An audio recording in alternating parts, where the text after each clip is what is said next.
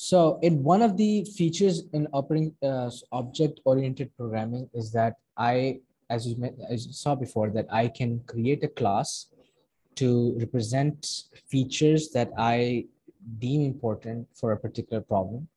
These attributes can be, have getter and setter functions, whatever attributes of what types of data they have to be, that have they can be decided on based on the problem requirements or the problem that we're trying to solve. Another feature of object-oriented programming is that if I have, say, for example, such a problem in which I have to create multiple classes, and we see that I'm creating two classes and there are some similarities in two classes, then instead of repeating and similarities, by similarities I mean that there are some attributes that are similar in both classes. So instead of repeating those attributes and those definitions, method definitions in both classes, what I can do is that I can create one class that shows the similarities of both classes, and this will be considered as my parent class or superclass. And the other class, and I create two separate classes, which will only hold the differences between these two classes. And the differences are, apart from the differences, the similarities are basically inherited. And these two subclasses will be, they're referred to as subclasses, and they will only show the differences in the two classes. And the similarities are not mentioned in these subclasses. They're only mentioned once in the parent class, and I'm basically inheriting those similarities in both subclasses. So this allows for lesser coding for me, lesser work for me, because I don't have to rewrite the similar aspects of both classes again. I can only just mention it once, and I can create any number of subclasses and inherit features from that parent class for wherever they are similar. So to understand inheritance, first of all, the class diagram for inheritance looks something like this, that we have the parent class over here, and the parent class, as shown before, it has its own attributes and its own methods and its constructor as well. So it's got its own definitions over here. And basically you create two subclasses, and these two subclasses will have their own attributes and their own method definitions. And these subclasses will only be representing the attributes that are different from each other. And the similarities are all mentioned here. The differences are mentioned here. And to show that these two subclasses are inheriting attributes and methods from this parent class, we use these two arrows. We can use this representation as well as this representation. It's no different. They mean the same thing. Now, this is the basic representation of our parent class. Now, this is the basic logic diagram. Now, let's look at the details as well. Now, but before detail, let's understand the problem that we're discussing here. Imagine that we're creating a software using object-oriented programming that basically maintains a list of library items. Now, each library item can be either a book or a CD, right? And each library item, whether a book or a CD, will have these attributes. So as you can see here, for books, I have a title of book, author of book, unique library reference number, whether it is on loan, the date that book is due for return, whether the book is requested by another borrower. And on the other hand, I have these attributes for CD, title of CD, artist of CD, unique library reference number, whether it is on loan, the date the CD is due for return, and the type of music on the CD, which is the genre. As you can see here, there is, apart from a little bit of wording here and there, title of book and title of CD are basically both titles. So there is a similar attribute right there. So if I change the name to just title of library item or title of book CD or just title, I can use a shared attribute to refer to both objects, to both things, book and CD. Similarly, if it's an author of a book, for a CD, it would be an artist. So again, this is a similar attribute. Same thing goes for unique library reference number. Now this attribute it has the same name in both class definitions, both object types. Whether it is on loan is also the same name in both object types. The date the book is due for return is now the date CD is due for return. So again, there's a similarity here. The only difference between these two object types is that whether the book is requested by another borrower and the type of music on CD genre. So these two attributes are different. Other than that, all of these attributes are same. So instead of creating separate attribute definitions and their separate setter getter functions for these 1, 2, 3, 4, 5 attributes, what I can do is I can create a parent class and I'm going to call it, say, library item. And these attributes and their associated methods can only be mentioned once there. And I create two subclasses by the name of book and CD, which will basically inherit all of these features that are similar in both what you call it objects. And I don't have to write them again here and there. I only have to mention it once. And the only difference that I mention in both the book and the CD is this attribute and its associated methods, which are mentioned separately for each class definition. Now, basically what's happening here is that my library item will basically become a class that will hold the similarities. In this case, library item will associate all of these attributes over here. And I will also mention the setter and getter functions for all of these attributes. Now, whether each attribute has a setter function, that is up to debate, that is up to you. And getter function you will definitely have. Similarly, you will have the separate getter function for a book that is requested by another borrower for only the book class, and this separate attribute getter setter function if you want a setter function for this attribute that is separate for the CD class. Now, this is basically the purpose of library item. It's basically to reduce the effort of coding. And how are you doing that is basically you're collecting all the similarities in two classes and creating a super class that only holds the similarities. By doing this, you are basically reducing the size of code and you don't have to create separate definitions in the subclasses. Now, as mentioned before, the object diagram will sort of look like this. This is my library item over here and it's inheriting features. The book and CD class will inherit features from the library item. Now, this is the detailed class diagram. We're mentioning the attributes as well as the setter functions or methods for library item as well as CD, book and CD. So as you can see here, library item's title has title, author, artist, item ID, on loan, due date. And as you can see here, these were the attributes with slight variation in the identifiers.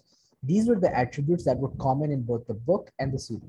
It is title now, both referring to a book or a CD, author/artist. So we got author artist over here. Item ID is again unique library reference number. We're going to call that item ID. But it is on loan, we got a flag over here that both book and CD have. We got that on loan over here. And due dates, we got date type over here, which is again both attributes are using. And similarly, we got their associated methods right over here. We got get title, get author artist, get item ID, get on loan, get due date, borrowing, returning, print details. All of these attributes, all of these methods are associated with these attributes over here. And apart from that, I've got a constructor mentioned over here for this library item object.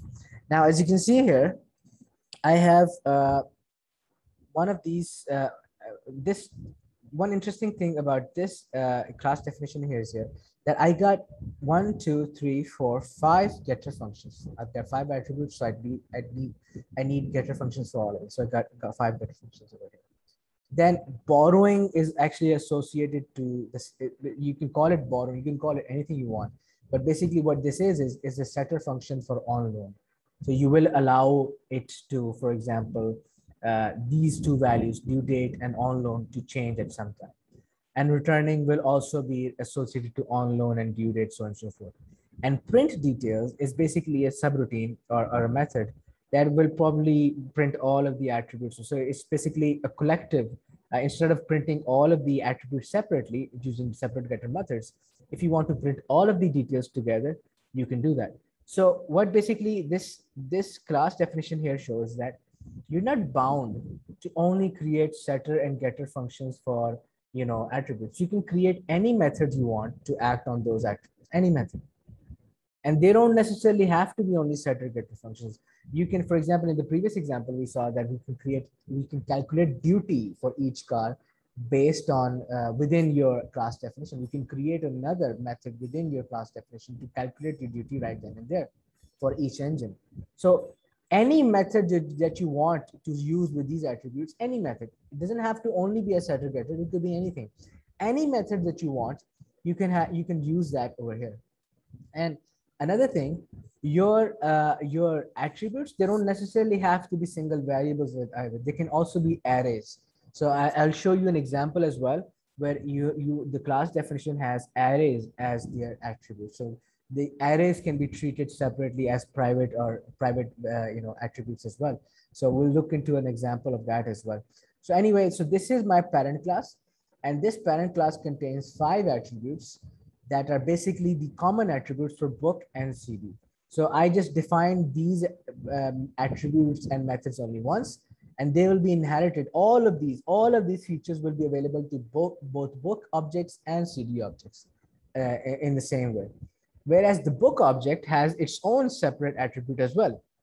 So basically, apart from all of these attributes and all of these methods, the book class has access to this attribute as well as these. Only the book class has this access to this attribute as well as these methods. So since book, even though it's a subclass, it still is a class. So that's why the book has its own constructor. Same thing goes with the CD class, it will have its own constructor. So the CD class will have access to all of these features, including attributes and methods. And at the same time, it will also have access to its own, it will have its own attributes such as this, and its own methods, including its own constructor like so. Now, one thing we have to note here is that, let's just look at how I'm going to describe. So for example, I'm sitting in this library right here, okay? And a customer comes to me and puts something on my table.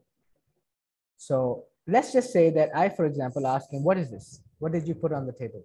What are you bringing back? So he says, it's a library item. Is this easy for me to understand? Can I easily understand what this thing is? No.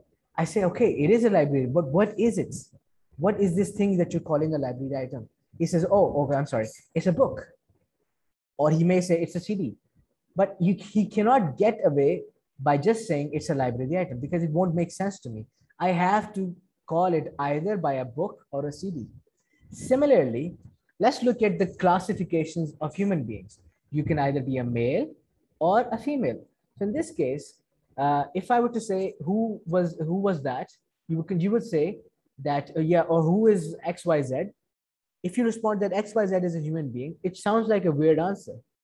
So on the other hand, you can say that XYZ is a man or XYZ is a woman. So that's much more clearer now. So similarly, what if any class, so for example, library item is a class, but I don't have actually a physical example of what a library item is. If I were to mention something as a library item, I cannot get away just by saying it's a library item. I have to either classify it as a book or a CD. And if, say, for example, the book is Lord of the Rings, so that's a book. That's an example of a book. Or, for example, the CD's name is Metallica, so it's a CD. It's an actual CD. So what that means is that I cannot simply objectify something as a library item, but I can objectify such as a book, and I can call some object as a book, or I can call some object as a CD, but I cannot just call some object as a library item. That description is incomplete. So basically what this means is that if I am able to create only objects, just to show an example, to create a physical example of only books and CDs, and I cannot actually create an object of a library item because it doesn't make sense. What library item? It has to be either a book or a CD. So if, for example, I cannot create an object for such a class, to show you an example of, this class is known as an abstract class. So for example, vehicle can be either a car, or it could be an airplane, or it could be a boat, right? For example, if I ask you, how did you get to school today? You say, I got to school on a vehicle.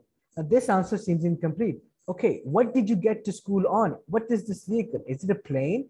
Is it a boat? Is it a car?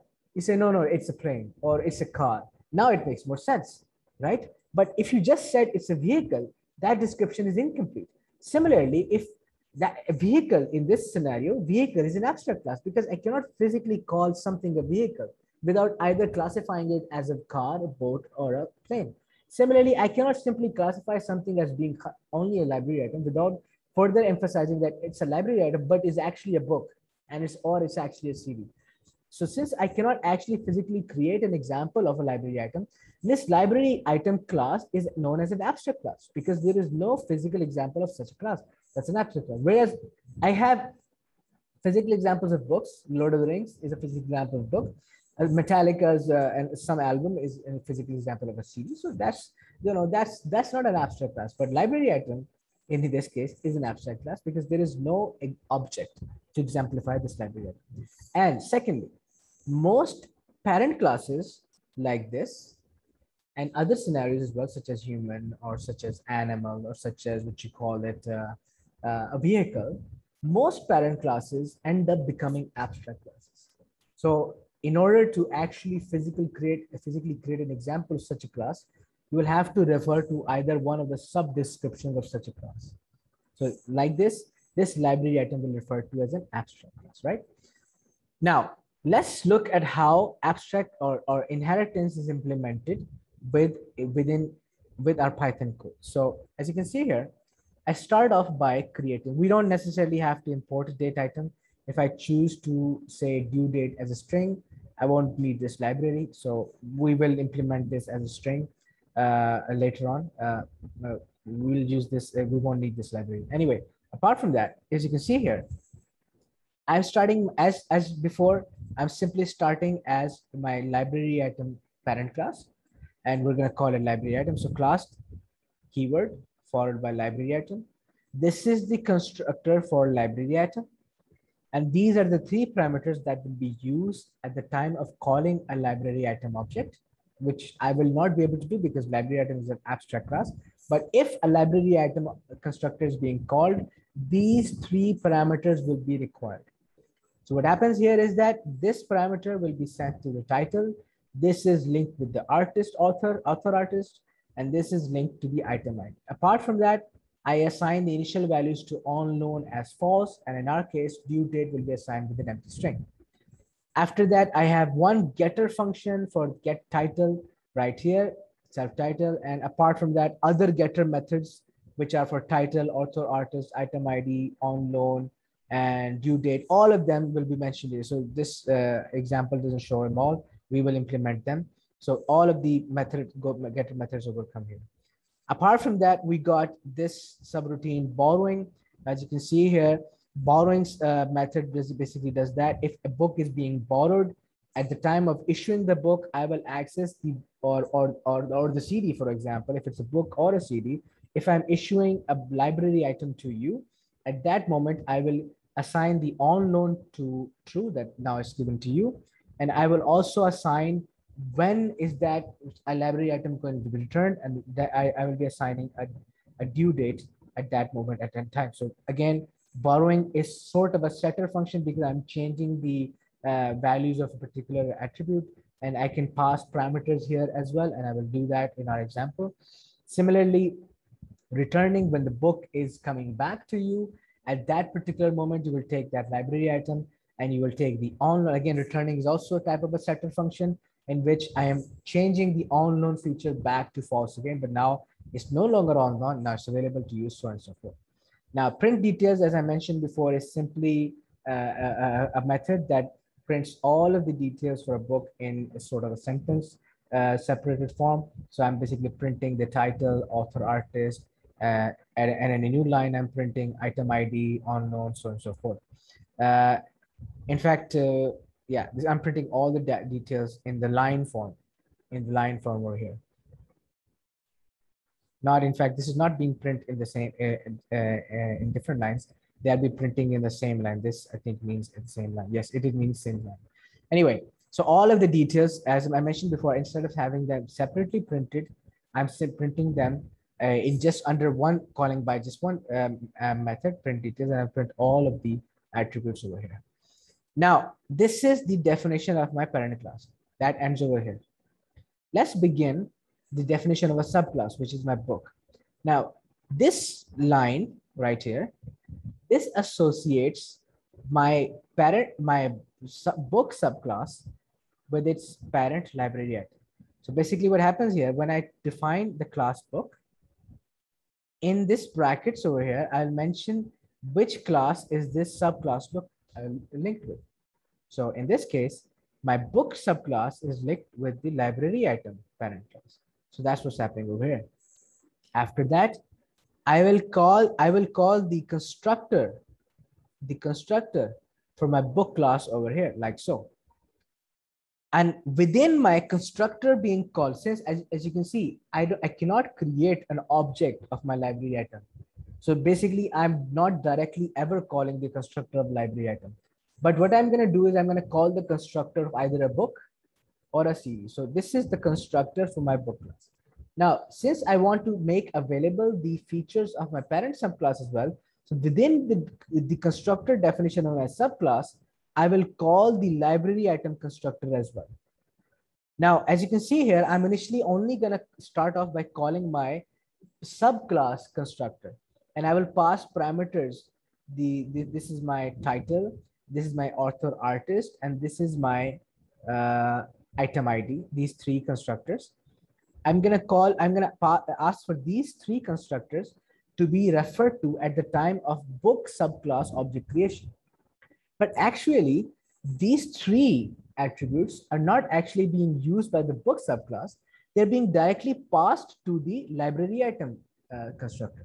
So whatever constructor I pass to this books, so whatever values I pass to the book constructor will be as it is copied to the library item constructor. So if, again, I repeat that I'm not going to be calling the library item constructor because I can't do that. That's an abstract class. But I will be calling the constructor for book subclass. And when I do call the constructor for book subclass, I'm required to give three parameters. But those three parameters are actually invoked by the parent subclass. And basically, these three parameters will be forwarded to the constructor of the parent subclass, where thereby they'll be linked to, say, the title attribute, the author artist attribute, and the item ID attribute. So basically, you're forwarding them to the parent subclass. And this is my library item parent subclass.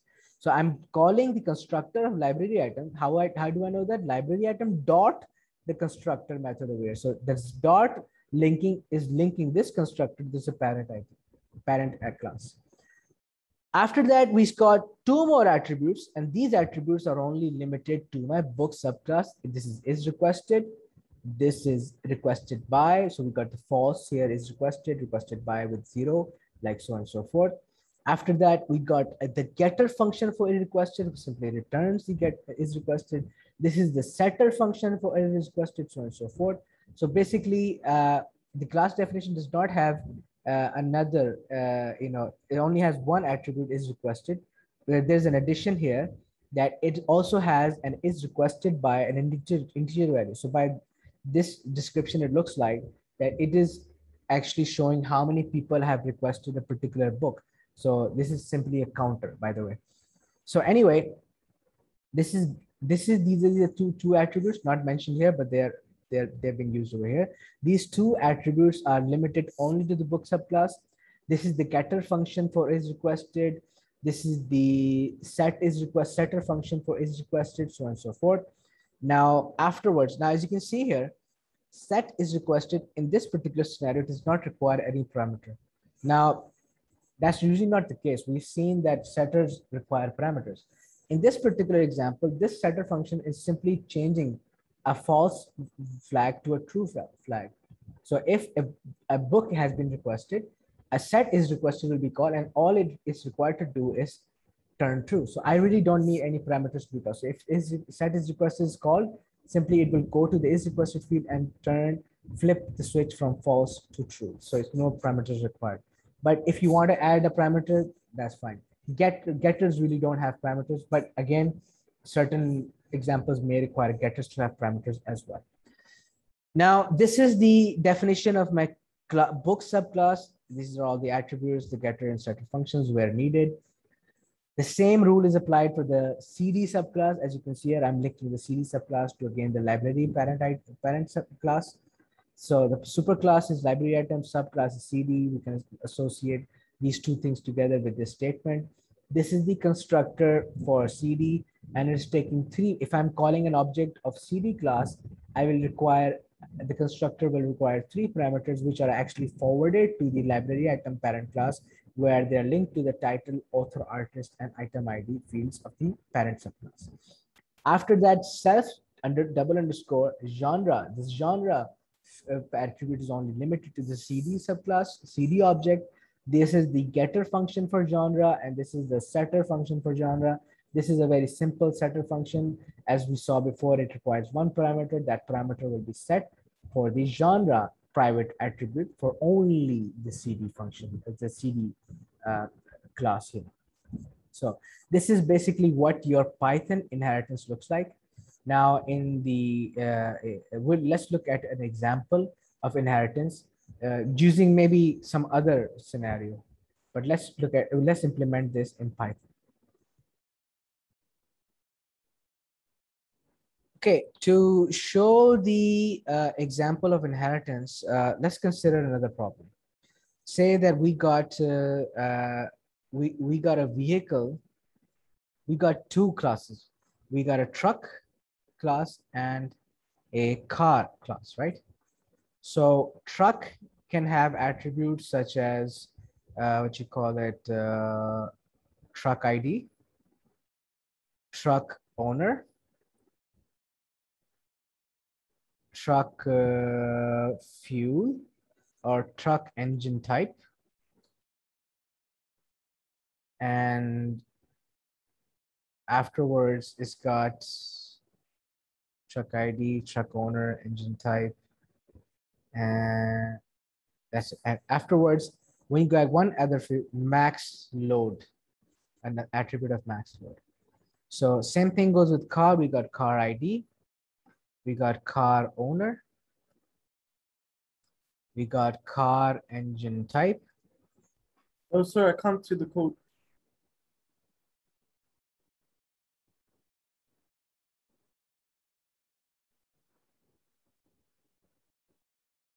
So to show an example of inheritance in object-oriented programming, we're going to do what?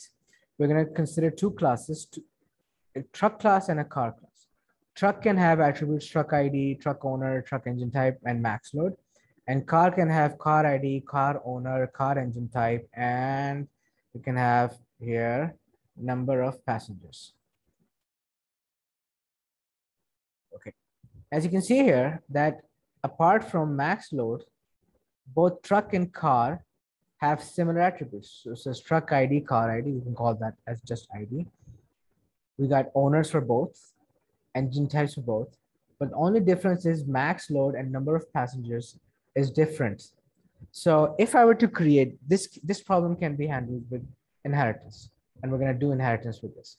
So let's call, we need, what we basically need is a class, is a parent class and an abstract class that holds the similarities in these both subclasses. So for that, for example, I will need a class, say call it vehicle, right?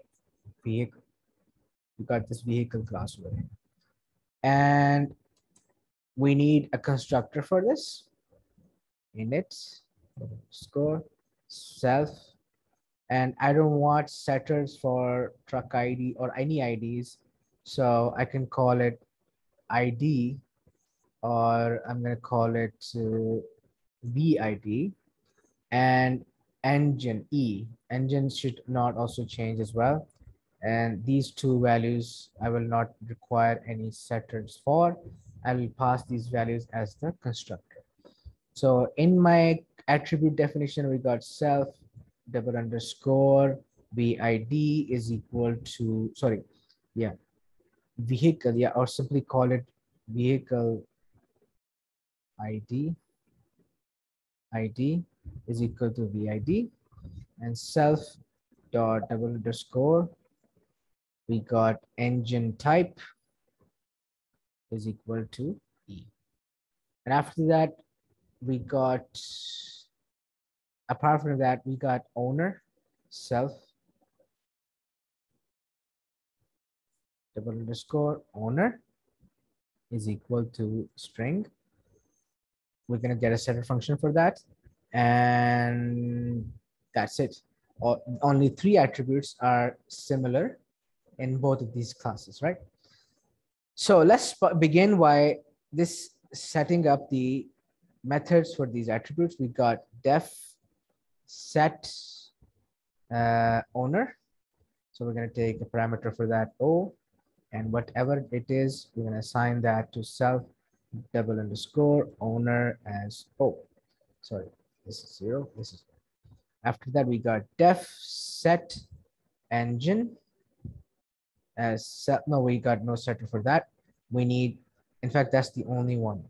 So after that, we got getter functions, def get owner, self, no parameter needed. So self return dot self double underscore owner. This would be def get engine self, no parameter required, return self double underscore engine type. Finally, we got def get vid. We got small, no parameter, return self double underscore vehicle. Right. So these are all the methods that are needed for my parent class. Now let's start defining my child subclass. So we got class truck, which is inherited from vehicle, right? We need a constructor for my truck subclass, def double underscore init double underscore, and obviously I will need 3 parameters here, self dot vid dot e, like so. And basically in my constructor definition, I will call vehicle constructor dot def double underscore init double underscore self dot vid dot e, which will be these parameters passed to the truck sub object will be passed directly here, calling it here. After that, I got one attribute additional for truck, that is max load, self double underscore max load is equal to integer, and that's it. After that, I need a setter method for max load.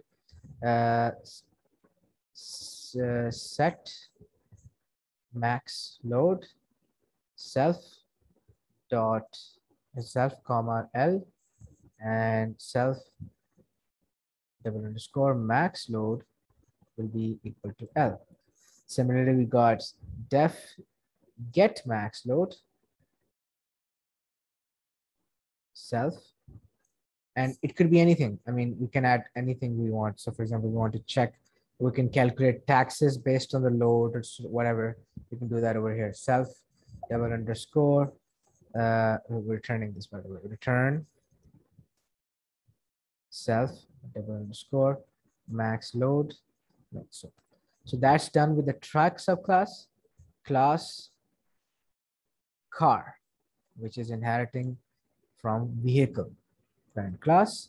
So def double underscore init double underscore self self vid dot e, and these will be passed to the vehicle parent class dot constructor vehicle dot, in fact, vehicle I am not supposed to use def here.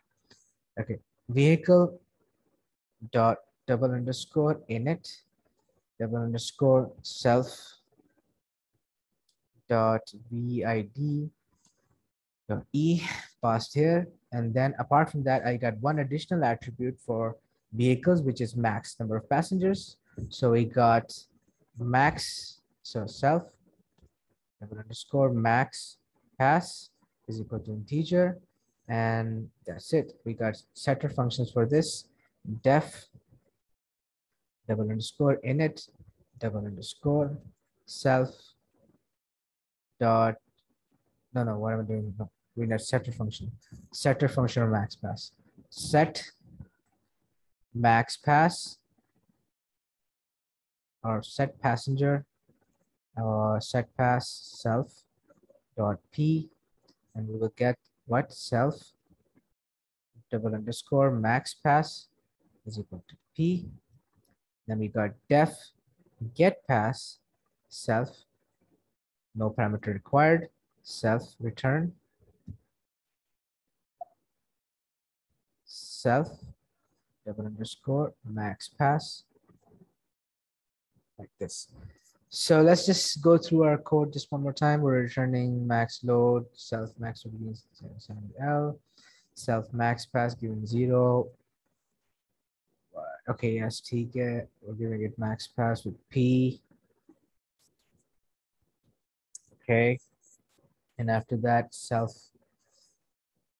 returning it. Okay, same thing goes with here. We're setting the owner, getting the owner, and we're getting the engine. We're not allowing for setter function for engine. Same thing goes with vehicle ID. Okay. Now, if I were to use this in my main program, this is what it would look like. Def main. Okay, so let's start off by giving the user of this program an option, right? So we can say, we can need a variable over here, choice is equal to 0. So what we'll do is print choice is equal to int input. I'm just going to go through this. You should add validation checks for this, but let's just go through it. Input, enter 1 for truck and 2 for car. So validation check will make sure that you only enter 1 and 2, but still I'm ignoring the validation checks right now. So if choice is equal to 1, so that means the user has chosen 1.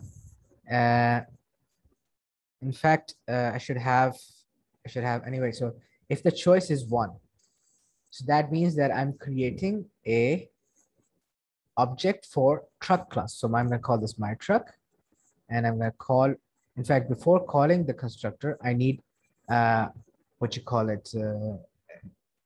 values for the constructor. So the parameters for the constructor. So the constructor is requiring vehicle ID and engine type. So we're going to say vehicle ID, or say v underscore ID is equal to string. And then I'm going to say v, in fact, I'm going to call this over here. V ID is equal to string, and v underscore engine is equal to integer. In fact, I'm going to call that as string as well, because I'm thinking about engine type. I'm going to call it diesel, hybrid, whatever it is. So it's as a string value.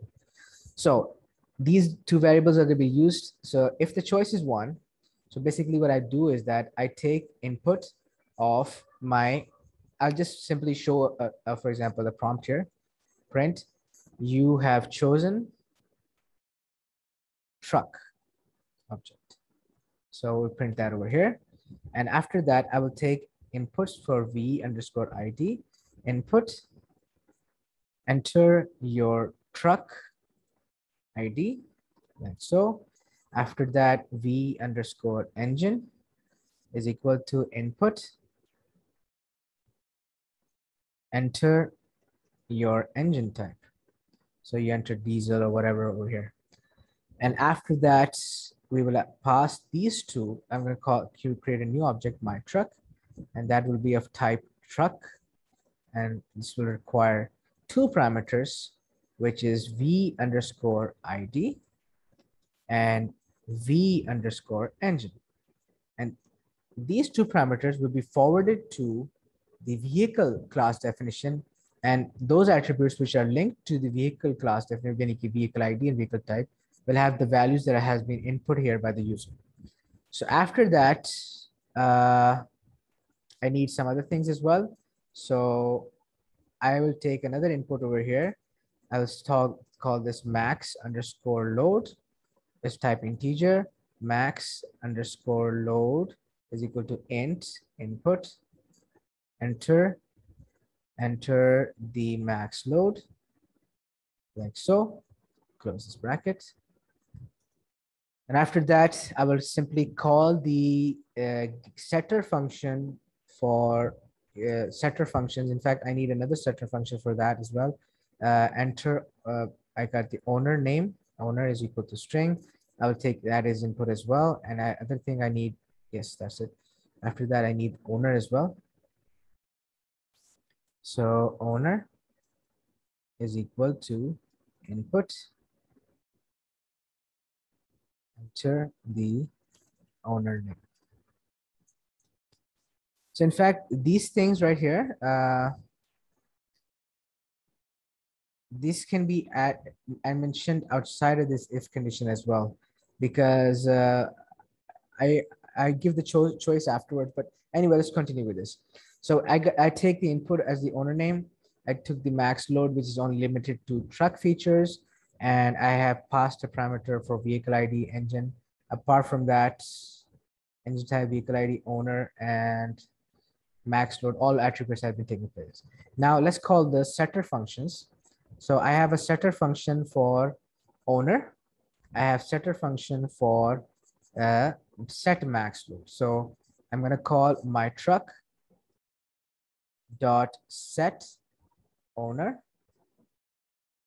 with, I'm going to call it set owner, and I'm going to pass the parameter owner for that. And my truck dot set max load with the value max underscore load. And just to show the values, I'm going to print the get owner, and I'm going to print it on screen, and I get an appropriate prompt as well. Owner name, owner of truck, So after that, print engine type.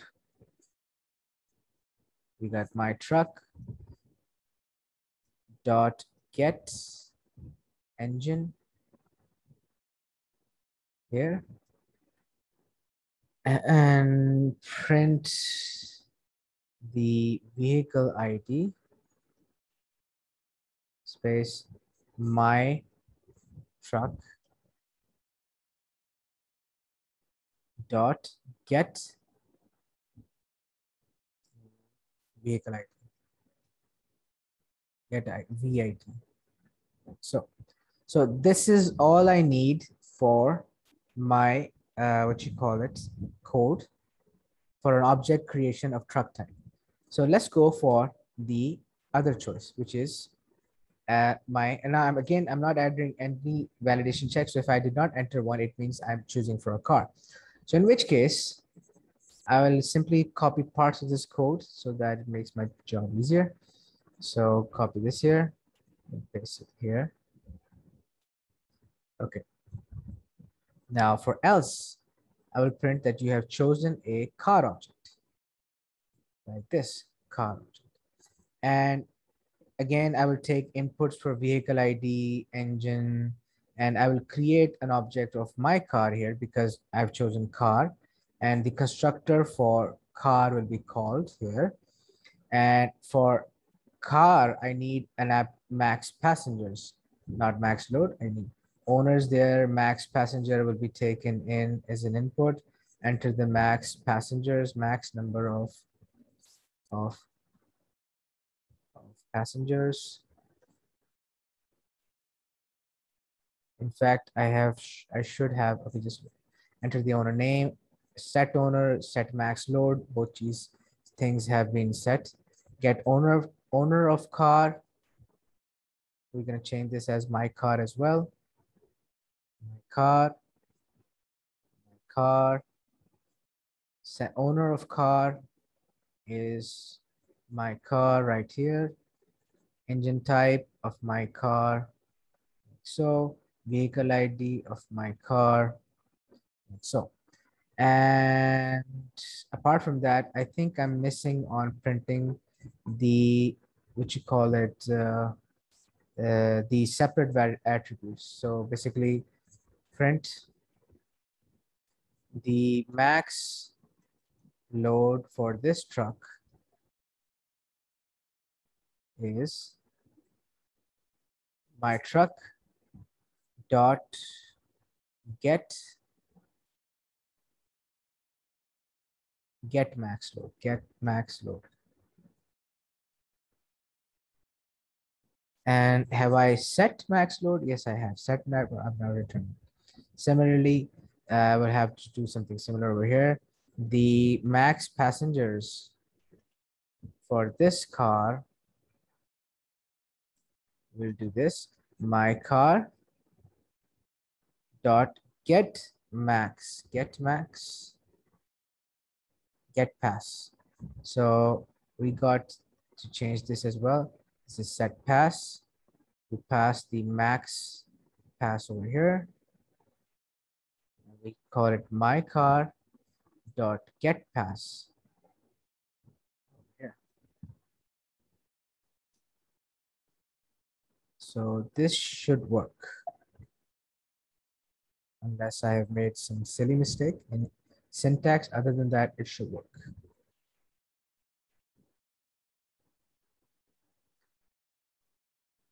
Okay, as you remember that I had some text written over here on the top. You're gonna have to remove that before you begin execution. And apart from that, there was a slight change over here that I forgot to, when I was copy pasting the code, I made it enter your truck ID. It was still truck ID, so I changed that back to car ID. Apart from that, the code is working fine. So let's check it out once more. So it's asking me enter 1 for truck, 2 for car. So let's just say, let's test the truck part first. So you have chosen truck object. So this part of the code is running, and basically it's asking from a truck ID. I'm going to call it 001, and your engine, we're going to call it diesel. And after the max load, we're going to call it 4500. Enter the owner name. Mr. Trucker is the owner name. So that part is working. Object for a truck has been created. Reference to the parent has been working. It's working just fine. Now let's again test it for the car object. So now I'm going to choose a car object. So now selection 2 runs this part of the code, in which it's asking me for a card ID. I'm going to call it for card 02. Engine size, I'm going to call it hybrid. We're going to call engine type hybrid. So max number of passengers 5, owner's name, Mr. Car. And as you can see here, all of the objects and the associated methods for car subclass are also working. So this is basically how inheritance is applied in Python.